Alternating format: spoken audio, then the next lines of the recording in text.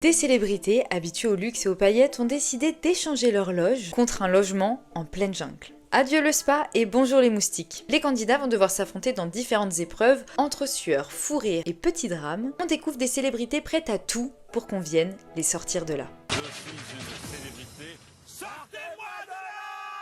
Il s'agit de la version française du format international I'm a Celebrity, Get Me Out of Here. A noter qu'elle n'est pas la seule version francophone puisque le Canada a aussi sa propre version avec Sortez-moi d'ici. Si son concept est un mélange entre Koh-Lanta et La Première Compagnie, cette émission a connu seulement 2 saisons. La première était produite par Endemol et diffusée du 4 avril au 28 avril 2006 avec Jean-Pierre Foucault et Christophe de Chavannes à la présentation. Et la deuxième saison était produite par ITV Studio, 13 ans plus tard, soit en 2019. C'était toujours diffusé sur TF1, mais on avait changé les animateurs puisqu'il s'agissait de Christophe de Chavannes et Laurence Boccolini. Alors, un retour de Je suis une célébrité, sortez-moi de là, possible ou pas, c'est ce que nous allons voir dans ce nouvel épisode de Qui se rappelle.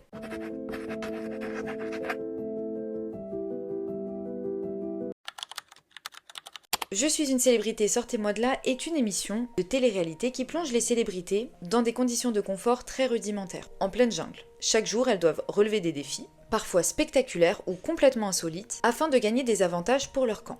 Chaque célébrité joue également pour une association, que ce soit dans la première ou la deuxième saison. Et d'ailleurs, en parlant des 2 saisons, il y avait des épreuves différentes. Lors de la première, les candidats pouvaient gagner soit de la nourriture, soit de l'argent pour leur association, ou bien des objets pour le confort. Et puis, pour la deuxième saison, on avait 3 épreuves distinctes. L'épreuve des étoiles, qui permettait d'obtenir de la nourriture, ou des biens, grâce à un échange avec les étoiles, ce qui permettait d'améliorer la vie sur le camp. Ensuite, on avait l'épreuve du coffre, donc là, ça permettait de récolter de l'argent pour son association. Et on avait l'épreuve éliminatoire, le candidat qui arrivait dernier de cette épreuve était éliminé. Découvrons sans plus tarder quelles sont les célébrités qui ont accepté de se prêter au jeu. Lors de la première saison, ils étaient 12. Richard, Philippe Nicolic, Loana, Marielle, Charles-Philippe d'Orléans, Benjamin Bove, Indra, Omar, Satia Oblette, Delphine de Turckheim, Agnès Soral et Sonia Dubois. Et c'était Richard qui avait gagné avec un chèque de 50 000 € pour son association. Pour la deuxième et dernière saison, on avait Frédéric Pucinanave, Giovanni Bonami, Candice Pascal, Niluzi, Brahim Asloum, Sloane, Alexandra Rosenfeld, Frédéric Lombois, Julien Lepers et Gérard Vives. Et c'était ce dernier qui avait gagné sa saison avec un chèque de 138 000 €. Et ces célébrités que tout oppose se sont prêtées au jeu, mais ne s'attendaient pas à vivre autant d'émotions. Si la solidarité et l'entraide étaient de mise pour survivre à cette aventure, nombreux sont ceux qui ont abandonné en cours de route, surtout pour la deuxième saison. Alors entre abandon, grève et mésentente pendant le tournage, il est l'heure de se pencher sur les polémiques qui ont retourné la jungle. Au fil de l'aventure, plusieurs célébrités ont préféré jeter l'éponge face aux conditions vraiment très dures de « je suis une célébrité, sortez-moi de là ». Toutes les épreuves ici font peur. C'est un truc un peu de l'extrême et ça fait flipper. T'as une araignée. Non mais où? Parmi eux, Brahim avait décidé de quitter l'aventure pour rejoindre sa femme qui était enceinte à l'époque. Le manque de ses proches était vraiment très compliqué à gérer pour lui et donc il n'avait pas attendu d'être éliminé, il avait déclaré forfait. Christophe, Oui. je suis une célébrité, sortez-moi de là.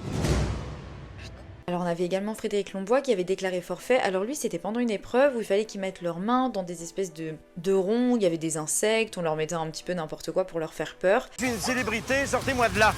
Pardon, je peux pas, j'y arrive pas. Et je me rappelle vraiment de cette scène où je me disais tiens c'est marrant parce que lui il avait quand même réussi à faire des épreuves qui étaient assez impressionnantes. Mais bon après la peur de chacun ne se discute pas, mais je m'attendais tellement pas à ce qu'il déclare forfait pour une épreuve comme ça. Il n'arrivait même pas à mettre sa main justement dans les ronds. Il a décidé de déclarer forfait directement pendant cette épreuve. Et c'était pas le seul parce qu'on avait Alexandra qui avait également déclaré forfait. Je suis une célébrité, sortez-moi de là. Putain. Je veux partir là. Allez, merci, au revoir. Candice Pascal, pareil, elle avait décidé de quitter l'aventure parce qu'elle avait été confrontée à des insectes et que c'était sa pire phobie. Je suis une célébrité, sortez-moi de là. Ok. Et d'ailleurs, lorsqu'un candidat décidait d'abandonner l'aventure, c'est là qu'il sortait cette fameuse phrase Je suis une célébrité, sortez-moi de là. Et ces départs volontaires illustrent à quel point cette aventure, tournée dans des conditions extrêmes en pleine nature, a mis les nerfs et la résistance physique des candidats à rude épreuve.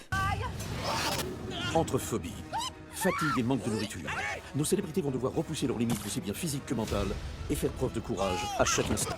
Et pourtant, les candidats savaient qu'ils allaient arriver dans une aventure où ils allaient avoir très peu de confort, très peu d'hygiène également. Mais une fois sur place, les conditions se sont révélées être encore plus dures que prévu. Déjà, on avait Nilusi qui avait donné cette anecdote où un serpent était arrivé sur le camp. C'était l'équipe technique qui avait dû le maîtriser. Et d'après certains médias, les candidats auraient vécu un véritable enfer sur le camp, notamment à cause de tout ce manque. Et mine de rien, ces privations, elles avaient eu de lourdes conséquences. Gérard Vives avait perdu 14 kilos pendant l'aventure. Brahim Asloum et Candice Pascal étaient victimes de vertiges très fréquents et de nausées. Il y avait Alexandra qui était carrément suivie par un médecin. Et Capucine Anave avait eu un violent malaise à cause de la déshydratation, qui avait d'ailleurs valu une perfusion de plusieurs heures. Et c'est pourquoi, face à ces conditions, plusieurs célébrités ont menacé de partir si on ne leur donnait pas assez de nourriture pour qu'ils puissent survivre convenablement sur le camp. Puis pendant le tournage, il n'y avait pas que les candidats qui étaient tendus, on avait les deux animateurs qui ont fait l'objet de rumeurs folles pendant toute la diffusion. Certains médias avaient révélé que Laurence Boccolini et Christophe de Chavannes ne s'entendaient absolument pas. Il y avait même une célébrité qui, à la sortie de l'émission, s'était confiée sur le comportement de Christophe de Chavannes qui apparemment était assez exécrable pendant l'émission. C'est très bien passé avec Laurence. J'ai un peu moins de contact avec Christophe, quoi. D'accord, Enfin, ok. Il était pas très gentil. Avec Laurence, ça a été? Non, ils s'entendaient pas. Laurence était blessé, je crois, au pied, il y avait un truc, ça l'agaçait, lui. Enfin bon, il y avait des tas de choses comme ça. Il ne s'entendait pas avec Laurence, il parlait mal à l'équipe technique, en sachant qu'à cette même époque, Laurence Boccolini avait de graves problèmes de santé. Alors tous les deux, ils s'étaient confiés dans différents médias pour expliquer que c'était faux, que vraiment ça avait été brodé, on avait fait toute une histoire de rien du tout. Télé Loisirs blâme ainsi le comportement de Christophe de Chavannes, qui se serait montré ingérable aux côtés de Laurence Boccolini. Des allégations catégoriquement démenties par l'animateur sur Twitter. Dégoûtant ce papier sans interview, totalement mensonger où rien de ce qui est raconté n'est vrai, propos inventés. Laurence Boccolini a même dit que pendant ses problèmes de santé, Christophe de Chavannes lui avait envoyé des messages pendant qu'elle était hospitalisée, avait demandé de ses nouvelles. Mais Christophe de Chavannes s'était confié à TV Mag en parlant de son côté un petit peu autoritaire. Je lui ai suggéré de refaire certaines prises en disant « On serait peut-être meilleur en faisant comme ci ou comme ça. Je suis un peu meneur de meute, on ne va pas se le cacher. » Mais il a conclu en disant que tout s'était très bien passé. Pourtant, il faut savoir que toutes les petites scénettes assez marrantes où on voyait Laurence Boccolini et Christophe de Chavannes apparaître avant l'épisode... Oh, c'est incroyable. C'est pas ça? Alors, Brahim est en train de faire croire aux autres qu'il a eu droit à un énorme cheeseburger. Eh bien, c'était un auteur qui écrivait toutes ces petites scénettes. Et puis même si à chaque fois ils ont démenti vraiment ces rumeurs où ils ne s'entendaient pas du tout, tous les deux laissaient quand même penser que leur caractère et leur manière de travailler n'étaient pas vraiment compatibles. J'ai pas envie de revenir sur une polémique que j'ai enterrée. Voilà, c'était compliqué, oui, parce qu'on d'abord on était loin de chez nous. D'accord. On a peut-être deux personnalités différentes et deux approches différentes de l'animation et de la présence. Mais moi je suis pas fâchée, mais j'ai pas besoin de me réconcilier. Et alors dans les médias, qu'est-ce qu'on en pensait de « Je suis une célébrité, sortez-moi de là ». C'était assez partagé. Il n'avait pas forcément mauvaise presse, surtout pour la première saison. Pour la deuxième, il l'avait un peu plus parce qu'on reprochait d'avoir fait renaître le programme 13 ans après, avec un casting qu'on jugeait pas assez à la hauteur. Et c'est notamment ce qui se disait sur le plateau de Touche pas à mon poste. Attendez à qui? Au duo d'animateurs, qui était déjà calamiteux, parce qu'il y a Boccolini dedans. Donc c'est foutu. Calmez-vous, calmez-vous. Elle est très mauvaise, dès qu'elle fait quelque chose, c'est un fiasco. Honnêtement, il est catastrophique. Et honnêtement, ce qui est triste, c'est que quand ils sont revenus à TF1, ils avaient vraiment promis à la chaîne CITV qui produit qu'ils allaient avoir du Thierry Lhermitte, quelques surprises, quelques vrais noms qui allaient revenir avec des artistes et que ça serait intéressant. Mais comme toujours, il y a ce qu'on veut, puis à la fin, il y a ce qu'on a. Puis pareil, à l'époque, on avait Christine Bravo qui avait critiqué le programme. Je suis une célébrité, sortez-moi de là. Le programme, animé par Christophe de Chavannes, a vivement été commenté sur les réseaux sociaux. Christine Bravo n'a pas manqué de s'exprimer sur Twitter. Excusez-moi, un peu plus écouter causer les célébrités de Je suis une célébrité, sortez-moi de là. Tout mon corps me gratte, bonne soirée mes oiseaux. Évidemment, Christophe de Chavannes l'avait très mal pris, il s'était un petit peu envoyé des pics sur les réseaux sociaux, mais ça s'était arrêté là. Alors finalement, qu'est-ce qui a poussé TF1 à ne pas renouveler l'émission pour une 3e saison ?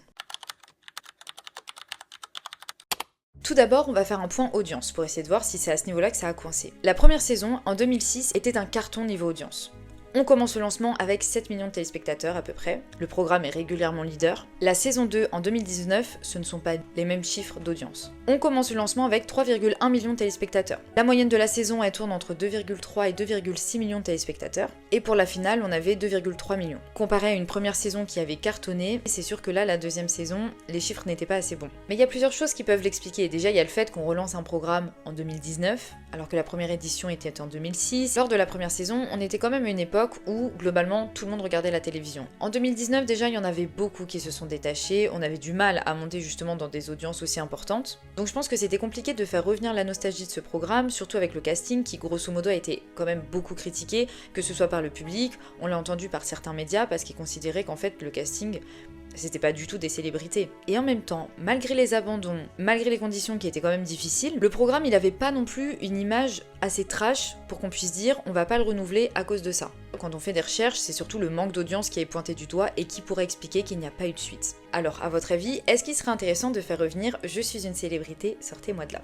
Comme d'habitude, je vous donne mon avis, vous me donnez le vôtre dans les commentaires. Alors, moi je vous avoue que j'ai regardé que la deuxième saison, j'avais pas du tout regardé la première, mais c'était une émission que j'avais vraiment beaucoup appréciée. Donc, je sais que je serais partante si on me la reproposait à la télévision. Maintenant, il faut être réaliste, on voit bien qu'au niveau des audiences, ce qui a penché, c'est qu'on a fait renaître justement une émission qui était déjà assez ancienne. En 2019, ça n'a pas fonctionné, le public n'a pas assez accroché, et en vrai on en a parlé tout à l'heure, mais ça peut être pour plusieurs choses. Je peux entendre que le casting n'était pas assez intéressant. Moi j'avoue que quand j'avais entendu Frédéric Lombois, je savais qu'il sortait de The Voice, je me suis dit je vois pas pourquoi ils le mettent là. Est-ce qu'on peut vraiment le considérer comme une célébrité? On avait aussi le copain d'Hilary, t'es connu pour être le copain d'Hilary et non pas pour être une célébrité à proprement parler, même s'il avait sa carrière de mannequin. Et en même temps, je sais qu'à chaque fois je prends l'exemple du casting des Traîtres, mais je trouve qu'ils font extrêmement bien leur casting. Je trouve que c'est un casting qui est diversifié, il y a plein de personnalités différentes, il y a plein de personnalités intéressantes, et franchement, je me dis s'ils travaillent bien le casting, c'est une émission qui pourrait revenir. Parce que le concept, il était vraiment bien. En tout cas, moi c'est vraiment le concept que j'aime, je trouve que c'était vraiment un mélange entre Koh-Lanta, La Première Compagnie, même La Ferme Célébrité d'une certaine manière. Il y a des émissions par exemple sur TF1, comme Les Touristes, mais je préférais largement que ce soit remplacé par une émission du style Je suis une célébrité, même La Ferme Célébrité. En fait, il y a ce côté authentique qui manque vraiment, je trouve. Et honnêtement, je sais pas si on pourra vraiment le retrouver, je sais pas si c'est vraiment une question de casting, mais pour vous donner un exemple, quand la Star Academy est revenue en 2022, je me suis dit j'ai tellement peur qu'ils nous ruinent le programme, j'ai tellement peur que ça fasse une Secret Story, surtout quand c'était de retour sur TF1, et même s'il y a quand même des petites différences qui ont été apportées à la Star Academy, le fait qu'on retrouve le château, qu'on retrouve le même concept, les mêmes cours entre guillemets, je trouve que c'est reparti tout seul. Et moi ce type d'émission, où t'as des célébrités qui sont envoyées complètement à l'étranger pour essayer de survivre, etc., j'avoue que j'aime bien. Alors après, j'imagine qu'en termes de budget, ça doit énormément demander. Et puis surtout, quelle célébrité, quel casting on pourrait envoyer là-bas. Et c'est là que je me suis posé une question, parce qu'il y a l'un d'entre vous qui avait mis un commentaire sous ma vidéo de La Ferme Célébrité, qui rigolait un petit peu en disant qu'à l'époque, les célébrités qui étaient invitées à participer à ce programme n'étaient même plus célèbres. En fait, leur lumière était passée. Et c'est là que je me suis dit qu'on pouvait faire un bon mélange en termes de casting. On peut mettre des gens qui actuellement sont dans la lumière, qui aimeraient participer à ce genre de programme, parce qu'il faut quand même rappeler qu'à l'époque, il y avait des célébrités qui voulaient participer. Benoît Dubois, il voulait participer, il l'avait pas pris, pour Je suis une célébrité. Philippe Candeloro, pareil. Bon, il y en avait certaines aussi qui avaient refusé, comme Adeline Blondio, mais il y avait quand même de la demande pour aller dans ce genre de programme. Et puis à chaque fois, de façon qu'on interviewe un peu les gens et qu'on leur demande dans quel type de télé-réalité ils aimeraient évoluer, souvent ils parlent d'aventure, plus que d'amour. Donc, je pense qu'on pourrait mélanger des célébrités qui actuellement ont de la lumière, mais aussi des anciennes, celles qui justement ont été célèbres pendant un moment et dont on n'entend plus parler. Là, j'avoue, je vais sortir un nom hasardeux, mais je me dis, Benjamin Castaldi, dans ce genre d'émission, j'aimerais trop regarder. Et puis comme d'habitude, on mélange avec une Miss, avec des sportifs, avec des artistes. Peu importe, mais on essaye vraiment de travailler un casting diversifié, je pense que ça pourrait être pas mal. Bon, en tout cas, moi j'aurais très envie que ce soit une émission qui revienne, parce que je trouve qu'elle a du potentiel malgré tout. Je préfère encore regarder des télé-réalités d'aventure que des télé-réalités d'amour, surtout quand elles sont montées de toutes pièces. Oui, je fais référence à La Villa des Cœurs Brisés, parce que vraiment je trouve que cette émission, c'est un échec. On est passé d'une émission qui était bienveillante au départ, où tout le monde croyait justement à ses coachings de Lucie, etc. Puis au fur et à mesure, à force de voir parfois plusieurs candidats qui repassent le casting, qui reviennent sur plusieurs saisons, on se rend compte que ça marche pas des masses. Donc, pour moi ce serait un grand oui. Je pense que pour la télévision ce sera un grand non, parce que déjà le fait qu'ils aient retenté, qu'ils aient parié sur on fait une nouvelle saison en 2019, le public n'a pas vraiment été au rendez-vous, donc je pense qu'ils prendraient jamais le risque de refaire l'émission. Mais encore une fois, elle était vraiment bien, je trouve que le concept était vraiment sympa, et surtout ce que j'aimais beaucoup c'est que les épreuves étaient vraiment intéressantes. Je trouve que les épreuves, on était vraiment sur du Koh-Lanta et Pékin Express, parce que parfois ils devaient sauter sur des tyroliennes, c'était extrêmement haut, enfin c'était vraiment des épreuves où on sentait qu'ils avaient peur et on comprenait pourquoi. Des gains pour les associations qu'elles ont choisi de représenter. C'est pour les associations en plus. Alors là... À vous de me dire maintenant si vous êtes pour ou contre un retour de Je suis une célébrité. J'ai hâte de vous lire en commentaire, et en attendant, on se retrouve samedi prochain pour un nouvel épisode de Qui se rappelle. Alors restez connectés, parce que croyez-moi, ça va zapper.